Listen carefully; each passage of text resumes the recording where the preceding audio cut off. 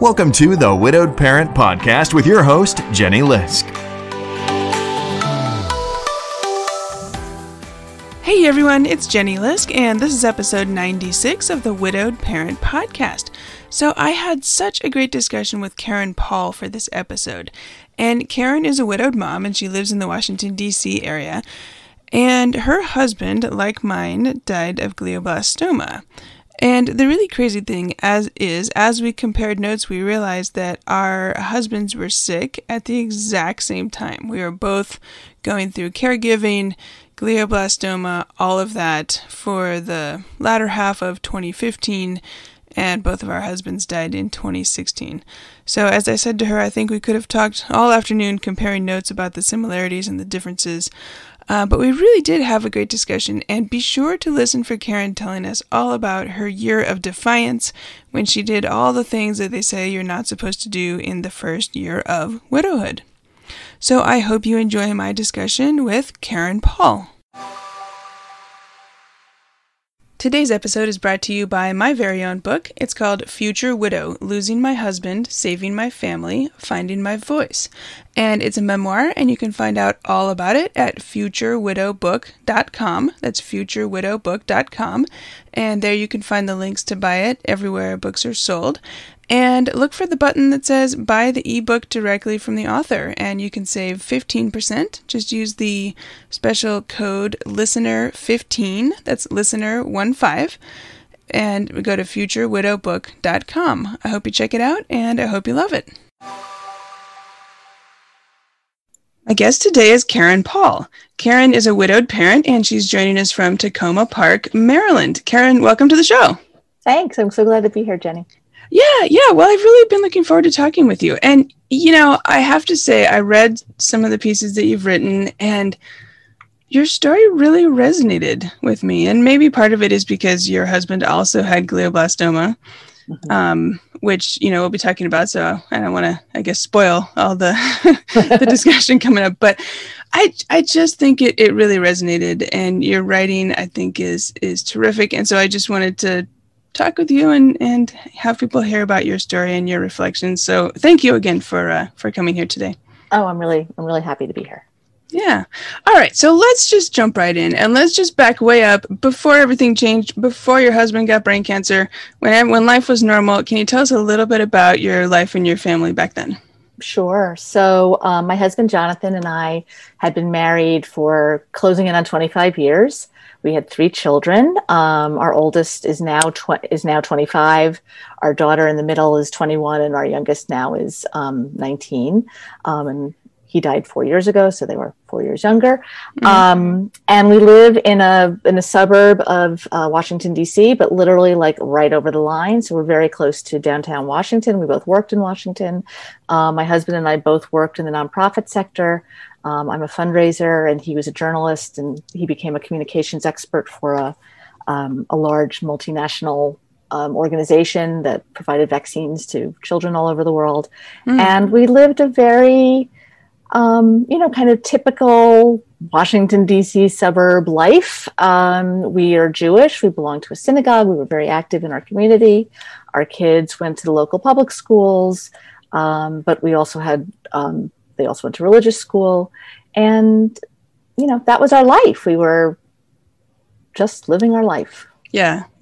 Okay. And if I'm doing the math right, then your younger 2 were probably in about high school, and your oldest one was about college age? Right. So when Jonathan got sick in the spring of 2015, my youngest had just graduated from 8th grade from middle school, and he was going to be starting high school in the fall. And my daughter was already midway through high school, and my oldest was in college. Gotcha. Okay. So spring of 2015, this is setting off alarm bells in my head, right? Because my husband got sick in May of 2015. And this is June. Yeah. So incredible. Yeah, it really is. Yeah. Huh. So Jonathan got sick. Jonathan got sick on June 3rd, 2015. And a week before, Beau Biden had died of glioblastoma. And I had really not heard of glioblastoma. And we really liked Joe Biden, and because we just did. And we felt very drawn to his his loss and his pain. And then the week later, June 3rd, I was sitting with a friend at a coffee shop after work. We were going to go out and have some dinner, and my phone rang, and it was my husband. And my husband, who was a Luddite and never used his telephone to make calls to me ever. I thought, this is not good. Why is he calling me? And I just had this sense in my body that everything was about to change. It was like a witchy sense. And sure enough, it was the manager of his office who told me they were on the way from the emergency room to the ambulance was on its way to take him to the ER. They didn't know what had happened, but he had just fallen down, basically. And what had happened was he had had a seizure, and then he had another one in the ambulance. And we had no indication before that, and no headaches, nothing. There was no indication whatsoever. That morning had just been like, see you later, sweetie. Life is normal. Everything's good. Life is normal. And then he's in the ER, and he didn't. It's a long story, but basically the seizure zapped out his shoulder. So the doctors focused on that pain initially because they had no idea what caused the seizure. And so a lot of the attention was initially given to this shoulder, which was completely destroyed by the seizure. And ultimately he wound up being in the hospital for a month because there was back and forth. We actually had to move him from hospital to hospital to get a brain cancer diagnosis, because the first hospital refused to deal with the brain. They were only dealing with the shoulder. They thought there was blood on the brain. They wanted to wait, which of course in glioblastoma is a terrible thing to do. And then ultimately a friend who's a pediatric oncologist said, I don't like the look of this. And he helped us move him. And we got the diagnosis, and he had the surgery, and he came home a month later. Wow. And all this, as you say, in the immediate aftermath of Beau Biden dying of brain cancer. Yes. And I remember at the time they just said brain cancer. They didn't say glioblastoma for a little while. But those of us who were involved in glioblastoma, it seemed like that was the most likely thing that he had. This is reminding me a little bit of right before my husband got sick. Sheryl Sandberg's husband had just died 3 weeks before or something. And at that point, my life was still normal, right? But of course it was in the news, and I was watching it, and I was feeling badly for them. Like, oh my goodness, how terrible. She's got these two little kids, right? But it was more, I was an outside party just looking and saying how terrible for them, right? Right. And then 3 weeks later, my husband's in the hospital, and I'm like, whoa, I got to start following Sheryl Sandberg's comments on grief and in her journey, because this is going to be me I'm not sure when, but it will be me. Well, what's so interesting about that is I feel like there were a lot of signs that day. Now, I don't believe in spooky sign things, but that particular day was so strange because before I went to meet that friend, I was sitting at my computer, and Sheryl Sandberg had posted her it's called Shloshim in Judaism. The 30-day thing. The 30-day thing had just been posted. And that was a good post. It was a beautiful post. And I was sitting at my computer and I was sobbing reading it. And earlier that day, I had lunch with a friend who was one of the supporters of my organization, who is much older than I am. And her son had died a couple of years earlier, and we were having this lunch and talking about him, and she referred to her daughter-in-law as her ex-daughter-in-law. And I said, well, that's funny. Why are you doing that? And she said, well, it's tricky. She has a new person in her life, and I want to be respectful. And I said, all smug, well, God forbid anything ever happened to my husband. Poo, poo, poo. My in-laws would always be my in-laws. So that was lunch. And then there was Sheryl Sandberg. And then I go have coffee, and then I get the call. Whoa. So it was like this strange day of things. Wow. That led up to the seizure and the illness. Wow. But I found her very moving. Yeah. So. Oh, yeah. I'm going to link to that post of hers in the show notes here as well, because it was huge for me in the early days in terms of thinking about this. And also, I think that her sharing her journey and her reflections encouraged me to be open about sharing, which I think ended up being important. And actually, I talk about that in my book that's coming out soon. And I put a link to her post in the book because Like it was that, and at Cambridge at the time, I was like, everybody like read this post, like her post, not my post, her post. Right. Anyway, okay. So he had the surgery. He was in the hospital for a month, and then what? So then he came home, and I remember people, and I basically spent 15-hour days in that hospital, not eating. I lost a ton of weight. I wound up having to be the centrifugal point of everything, because the doctors weren't talking to each other. One doctor cared about the shoulder, and one doctor cared about the rehab, and one doctor cared about this. And I had to literally position myself at the elevator bank and catch doctors as they were walking by and say, this happened, tell me what goes on next. And so I spent a month doing that. Wow. And thinking, we just have to get him home. It'll be so much better when he gets home. Mm-hmm. So he got home. And what the nurses said to me in the hospital, kind of because they knew, is like, it's just starting. And that was true. And sadly, Jonathan was very physically debilitated by the shoulder stuff. So while his tumor was lodged in such a place where they had almost a complete resection, and it didn't affect his memory, it didn't affect his any way that he behaved. His behavior wasn't affected by it, but his physical body was having a lot of trouble. And so really from the day he got home, I was on 24-hour caregiving, and it never let up. He was in a wheelchair almost immediately. We had steps in our house. It was hard for him. He couldn't even go to the kitchen by himself and make a sandwich. So I had to feed him or prepare food for him for every meal. And then once he was on the steroids, then of course it's like 6 meals a day, because they're starving when they're on the steroids, on the dexamethasone. And I forgot that word, dexamethasone. Yes, but that you mentioned that it comes right back. Yep.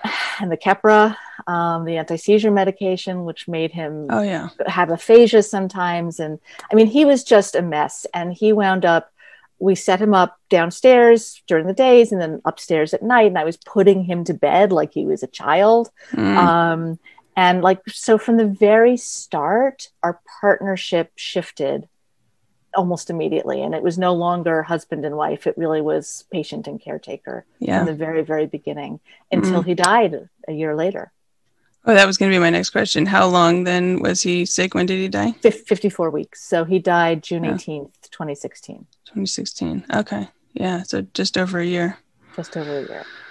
Yeah. And they had thought that he was one of the ones who might live a couple of years because he was young and strong and healthy and athletic. But this shoulder just it was like a spiral down from there. And nobody could have predicted that.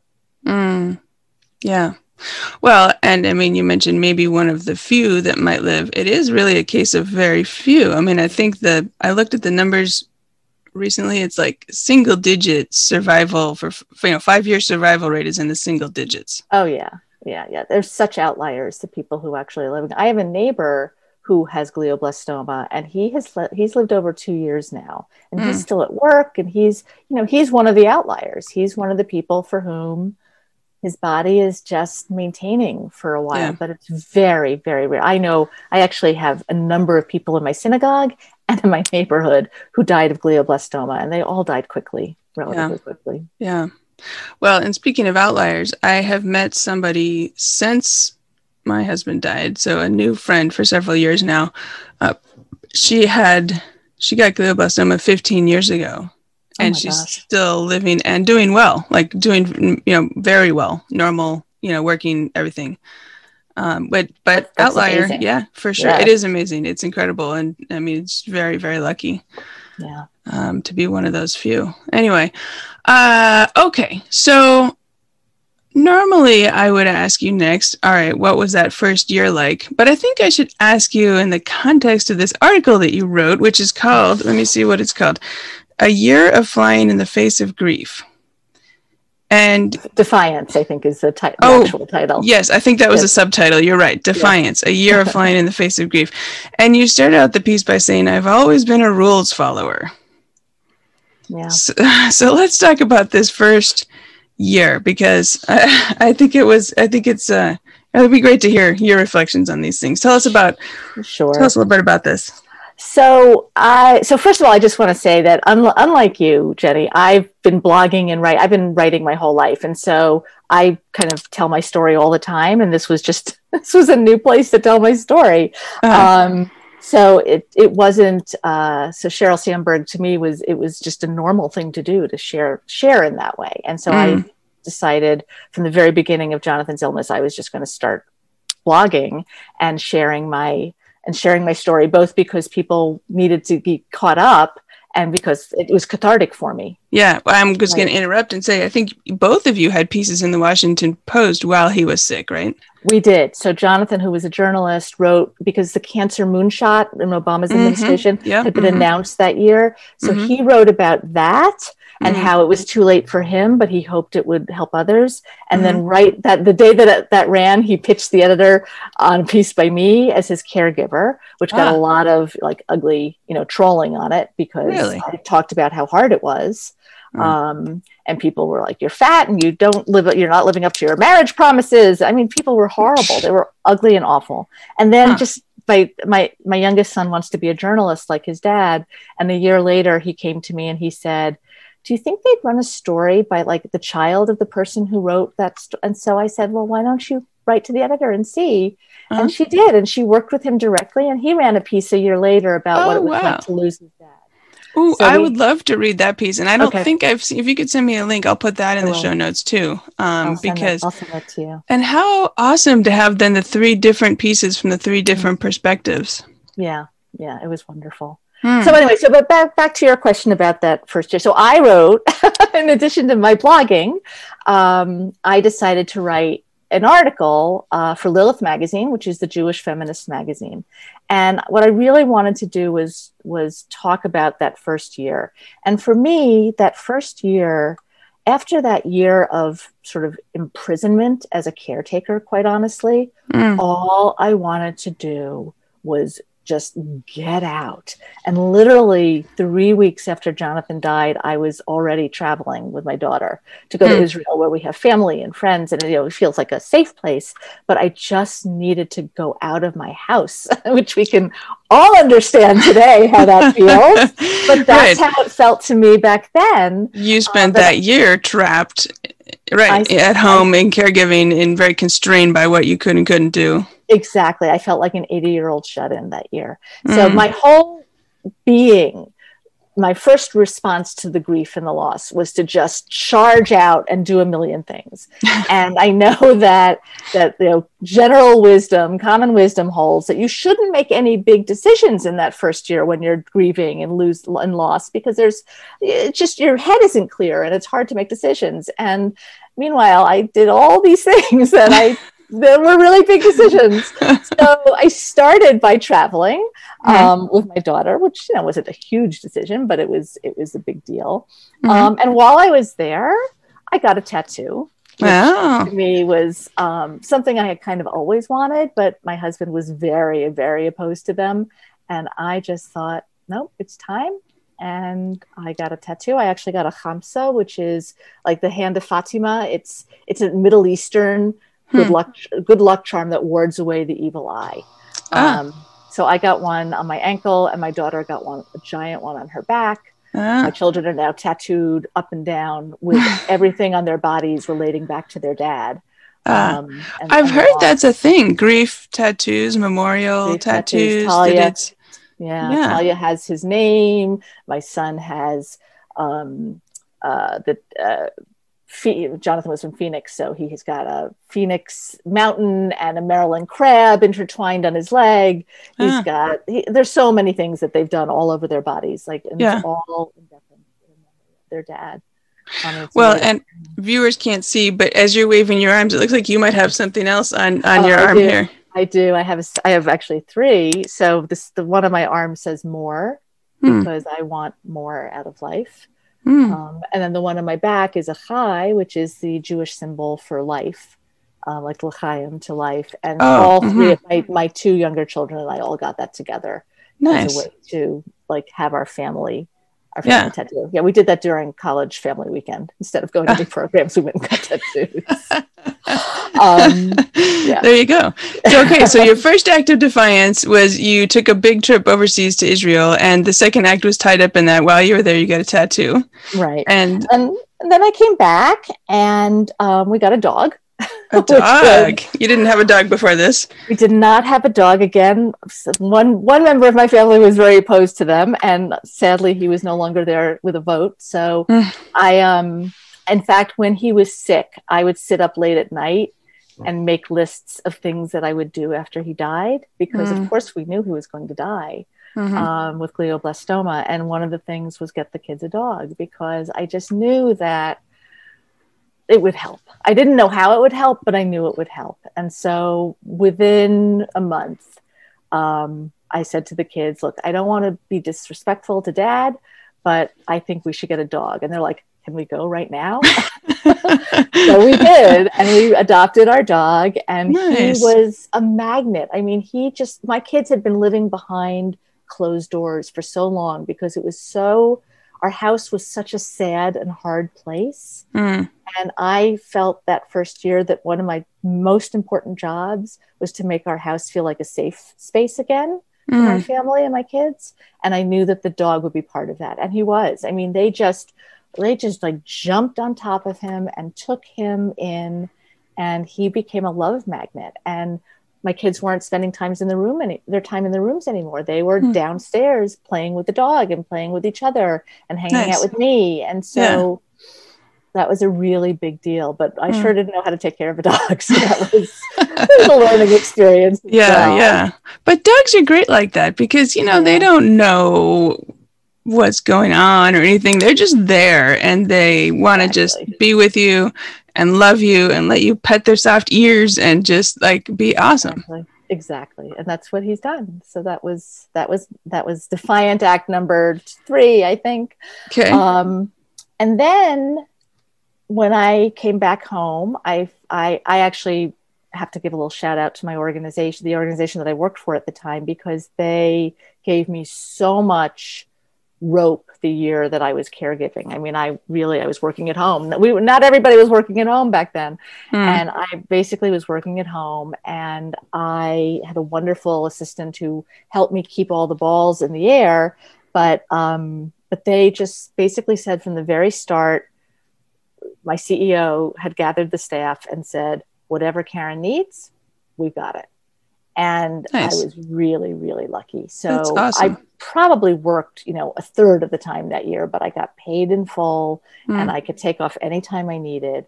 And then after Jonathan died and I started thinking about when I would return to work, I called and said, I think I'll take a month. And our CFO said, why don't you take 6 weeks? And so, I mean, they were unpaid, but nevertheless, and I thankfully could afford it at the time. But so I got a lot of time off to just sort of settle into the new reality. And I went back to work, but I had already been feeling a little twitchy about I've been there 10 years. I'd been feeling a little twitchy about my job, and a new job opportunity came up while I was there, a job I had always, always, always wanted. And so I left and I took a new job, and I was the executive director of a foundation. I was running a whole small foundation, a Jewish women's foundation in Washington. But I took on this big job that I had to have a lot of energy and a lot of output for. Yeah. So that was another big shift and kind of defiant act. And this was about how long after Jonathan died? I took that job, I believe the conversations started in December, and I started in June. I think I got the job in April. So it was a process over a few months of interviewing and whatnot. So so I changed jobs. And at the same time, I was changing my name. I decided at the very beginning that I had a hyphenated last name, which was a compromise. I'd never wanted to hyphenate my name, but my husband felt it was really important for our family to share a name. And so that was our compromise. So this was hyphenated, your original name with his name. Correct. And then when he died, and I thought, that's not my name anymore. That was his name. And I felt a real attachment to my old name. And I talked to my children about it. because I didn't want them to feel like I was, thumbing my nose at what was their last name. Because they had his last name, and they were like, "It's your name, Mom." I mean, almost all of my friends have their own original name. Very few of my friends changed their names when they got married.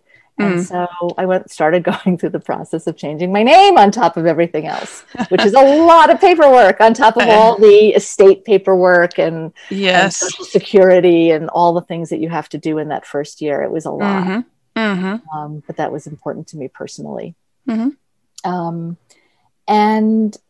then I guess the one other big defiant act in my first year was I started seeing somebody. Tell me about this. Yeah. So wasn't in the plan, wasn't written down on one of those lists late at night that I was going to start looking for, a new boyfriend or partner. But part of my needing to get out of my house and do things included going up to New York, where I'm from originally. And because a friend of mine, I saw on Facebook, a friend of mine who from high school was an artist, and he was having a painting hanging in a show in Brooklyn. And I thought, oh, I can go up to Brooklyn, I can actually go up for a day of meetings and then go to this painting, this gallery opening, and I can do that now. Right. And so I just wrote on Facebook. I have high school friends who I haven't seen or thought, in 35 years. I said, I'm going to be in Brooklyn for Gary's show. Why don't you, whoever wants to, come out and join me. And so this person who I went to high school with came and joined us, and we re-met, and we had been friends in high school, but nothing more. And it was just this moment of, oh. And so we spent the whole fall talking and texting, and he was going through a divorce and I was a new widow. So it was very complicated, but it was very, at first it was just something fun and distracting, but over time it became something very serious. And so we decided about 4 months later that we really were ready to be a serious couple, long distance, which helped a lot because he was not here in my children's lives or the house where their dad had lived. And I was not up there that much when he was going through his divorce. So we were able to kind of go through these very grief-filled periods of our lives, both together and separately. So there was no stress on having to, live together or who's staying in whose house, because we were living apart, pretty far apart. But it was a really wonderful, and continues to be a wonderful piece of what happened to me after Jonathan's death. And what I learned, because of course there's a lot of guilt involved with that as well, as I went through, and I went through some therapy after everything kind of crashed and burned after all my defiant acts, is that you can live with both, right? You can live with this duality. You can live with this dialectic of loss and grief and sadness and missing your husband every day, and someone who you love and who's supporting you and who is a part of your life now. And they're both valid and they can both coexist. And it's kind of like having more than one child, in my experience, is that your heart just opens up to another person. That is such an important point. And I'm really glad you said that duality, and that you don't have to try to somehow like choose between them, or, in order, you don't have to make them fit by, forgetting one person to have the other person be an important part of your life, or, cutting out the new person in order to remember the old person, or anything, that they can both coexist. Which, and I think this applies, not only to relationships, but lots of things in the widow experience, that duality. And that you don't have to try to reconcile them. You can live with the duality. That's exactly right. Except that, two things can be true. That's right. Two things can be true. And there's so many things like that when you're a widow. So that was my first year.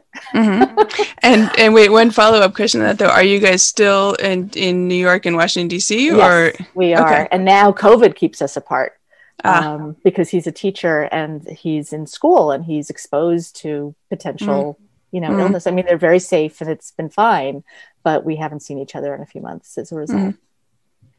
Yeah. So, so it's like another shutdown in a completely different part of my life.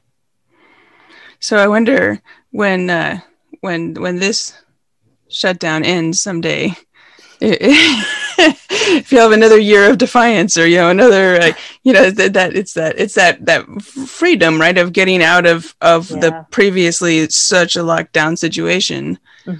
I'm too tired. I'm too tired to do it all again. and that was part of it. I mean, I was just expending energy that had been pent up for so long. And then I did crash and burn. I did crash. And I ultimately wound up leaving that new job after a year. My dad died in the middle of that second year. And while it wasn't overwhelming grief for me, because it was it wasn't unexpected, it just triggered so much for me. And so I stayed in that job only a year, and I had to take time off, and I had to take time off not working. And I had to kind of scale it back because my reserve tank was still really, really low. Okay. So this is where are we at now? We're about a year and a half after he died, or 2 years after he died. So, okay. So then what was that like? I guess what was helpful then after you left that job, you scaled it back. Then what was life like, or what was helpful? So I realized after I left the job, very shortly after I left the job, that what I needed to do was go back to working for myself, which I had done when my kids were younger. I was a consultant because it was just a way to be a mom and work and take care of all the things I needed to take care of. And that I really, really, really needed to go back to being responsible to me. I didn't want to be sitting in an office anymore. I just felt like I had been through the ringer and I had to be in charge of my life. And again, fortunately, working in a field where I could do that.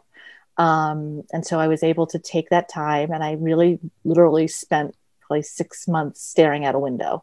And just being really quiet in my house and being really, really centered in dealing with my grief and dealing with my loss and dealing with my new relationship and dealing with my children.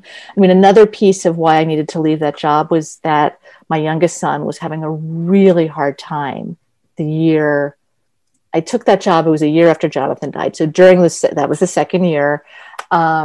My youngest son was really screwing up in school, and like his whole high school experience was shadowed by this terrible thing that had happened. And I realized that because the job required a lot of nighttime volunteer work, or my work with volunteers, is that I wasn't very present for him. And I went back to my original sense of my job is to make them feel safe and to make them feel like they have a safe place to live and a safe place to be. And so I realized that I needed to be more present, and that included leaving that job. So I did, and he got much better. Like, it really, really helped to have me around and being much more present. And, and it continues to be wavy. There are ups and downs, but I'm still their safety net, even as they're getting to be young adults and starting to launch. They really need that safety net. And so that was a really important part of it for me. And then I also realized I kind of had this opportunity to rebuild my life. And as someone who has always wanted to be a writer, who has always wanted to do things that I didn't wind up doing when I was younger, I kind of started moving towards thinking about, how do I build my new life? And that's still a work in progress. But I'm kicking off by going back to graduate school while I'm continuing to work. That sounds exciting. What are you going to be doing? I'm going to get an MFA in writing.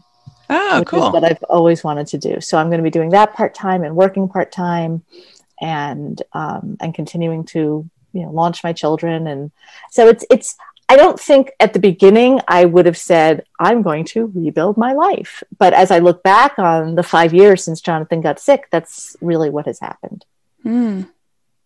Yeah, terrific. So MFA in writing. So are you thinking of writing a book then? I am. Uh-huh. I am. I've gone through a couple of manuscripts. I've been working on it. It's both a compilation. It's not a compilation of the blogs, but it's obviously the story that the blogs have told over these years. But even more of a narrative of both the illness and the caretaking, and then what happened afterwards. Mm-hmm. Mm-hmm. Good. And well, I look forward to reading it. And I'm looking forward to reading your book. Thank you. Yes. Yeah, no, it's very exciting. So I don't suppose you have an idea when I can read your book. Is it going to be out in a year or 2 years, 3 years? It's to be determined. Exactly. To be determined. Gotcha. Okay. Well, that's very exciting. Keep me posted on that one. I will. Yeah. Okay. So what else haven't we talked about? Did we talk about the grief center in your area that you guys went to?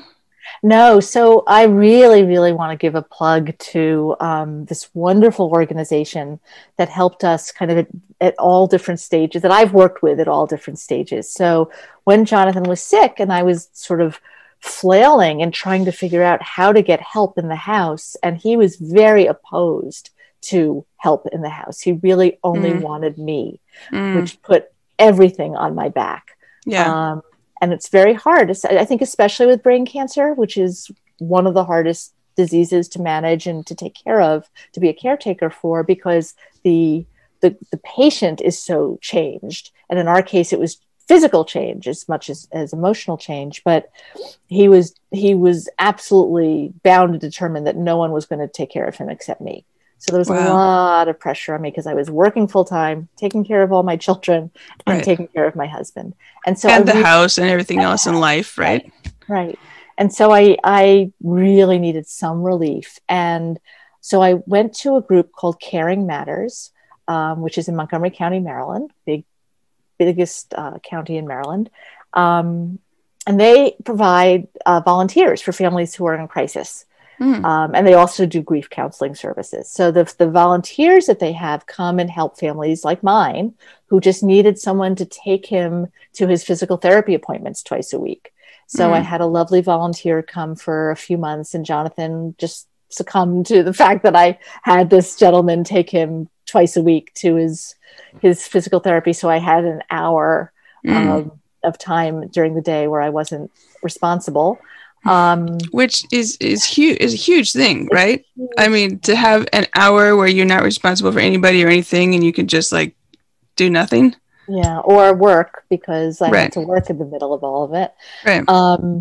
So Caring Matters helped me with that. And then after he died, I was looking for grief groups, and they have grief groups. And I actually wound up deciding that the grief group was not the right format for me.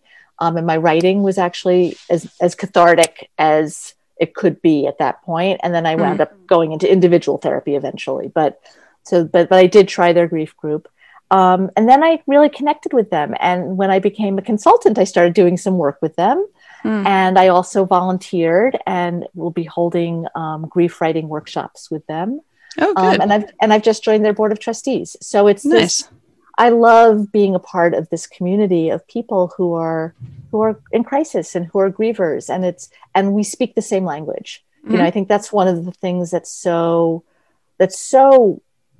I hate to use the word wonderful, but it's those of us who have been through an experience like this speak a language that only we know. And no matter how loving and wonderful and supportive your friends and your family are, and believe me, we had such support from our friends and our community. I mean, meals were delivered at my house every day for a year and beyond. We had so much help and support, but nobody knows. You know better what I went through than all of those people who loved me and supported me. And so I love being a part of this community because we speak the same language. Yeah. Yeah. Terrific. Okay. And so what's the name of the organization again? So it's called Caring Matters. Caring Matters. Montgomery County, Maryland. Okay. And Montgomery County is a suburb of DC. Yes. And do they also have programs for children and teenagers? They do. They have children and adult grief workshops and programs, and they work in the schools, and they work, they do all sorts of grief support in the community. Good. Okay. Well, I'll be sure to put a link in the show notes to them as well, so that anybody who's listening who is in that area can check them out. And That's terrific. Good. I'm glad that you're involved in them and finding, I don't know what the word I'm looking for is, but ways that you can be involved that feel good to you and are helpful to them. Mm-hmm. Yeah. Well, it's interesting. I think during this COVID moment, a lot of people have found, those who are fortunate enough to be working at home and who aren't essential, frontline workers, or who are not working now, have found some comfort in helping people, right? Like this terrible thing that's happening to all of us. And there's this collective sense of grief that we're all experiencing and loss. And we don't even know what it is yet. Just like I didn't know, and you didn't know what it was going to be like 5 years after, this journey started. Like, we don't know what we're all going to look like in 5 years, but we know that we're going through something profound and life altering right now. But that there is enormous comfort. Volunteerism is like off the charts out there right now. Fundraising and is, people are giving money and they're giving time and they're supporting organizations because it feels really good. So even in the midst of profound loss and grief, if you find the strength to help somebody else, it actually feels really good. Terrific. Good. Gosh, I think we could keep talking all afternoon, especially with all of our overlaps in our journeys and, experiences and compare notes on glioblastoma caregiving. But, oh my goodness.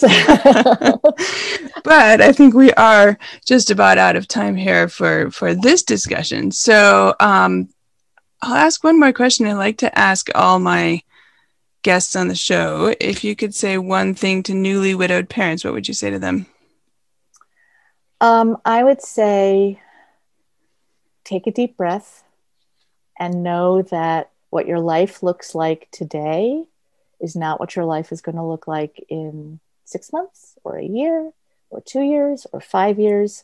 And it's really, really hard to see that, especially when you're in the very new throes of loss and grief. But your life continues. And especially for parents, I really do think that spending time thinking about how to help my children helped me as well. And so that very intensive focus on taking care of ourselves, taking care of our families, one step at a time, but also knowing that down the road, it is going to feel better. And it is, our lives do continue. And so that's what I've learned. Yeah. Yeah, terrific. Well, I think that's a great place to end. So my guest today is Karen Paul. So Karen, where can listeners find you if they'd like to find your writing and keep up with what you're doing there? So as I told you, I do have a blog site, which you'll post on your after show notes. It's not very well optimized, so I can't really give you the link orally, but you can find me on Twitter, and my handle is Karen D. Paul. And I post all of my blogs there. So that's probably the easiest place to find them. Yeah, terrific. Okay, we'll put that in the show notes along with, as you said, the link directly to the blog itself. And I encourage people to take a look and especially read those 3 Washington Post pieces. Might be a good place to start. And good. All right. Well, fantastic. Karen, thank you so much for speaking with me today. Oh, well, thanks for having me, Jenny. It was wonderful. I hope you enjoyed my interview with Karen Paul as much as I did. You can find show notes and all the links at widowedparentpodcast.com. Look for episode 96. And a big shout out today to all my listeners in the Washington, D.C. area. Glad to have you here. Thank you for listening. And if you know of any resources in your area, please do reach out and let me know about them. Okay, a couple things before we wind up today. Wanted to make sure you guys know about Grief Coach. It's grief support via text messaging. They deliver tips and support all year long, not only to you, but also to just the friends and family that you select. You can select a couple of friends to receive messages and how they can support you as well. So I'm going to put a link in the show notes and also in today's email and blog posts that are going out. The discount code for my affiliate code for this, which will give you a discount on your subscription, is Jenny Lisk, all one word, JENNYLISK. And also remember, special discount for listeners of the podcast, my book, Future Widow, is available now, and you can find links to buy it at all the retailers, futurewidowbook.com if you want to buy it from Amazon or Barnes & Noble or your local independent bookstore, bookshop.org. If you would like to buy the ebook and get a special listener discount, you can buy the ebook directly from me, and there is a link at futurewidowbook.com, or you can go directly to my store on Payhip. It's payhip.com/liskjenny. And when you check out, just enter the special code LISTENER15, that's LISTENER15, for a 15% discount on the ebook. Okay, lots of great reviews coming in. If you haven't had a chance to leave a review yet, please do. It really helps people to find the book, and I would so appreciate it. Okay, all for now. Thank you, as always, for listening, and until next week, keep smiling. Thank you for listening to the Widowed Parent Podcast with your host, Jenny Lisk. Connect with us on social media and at widowedparentpodcast.com.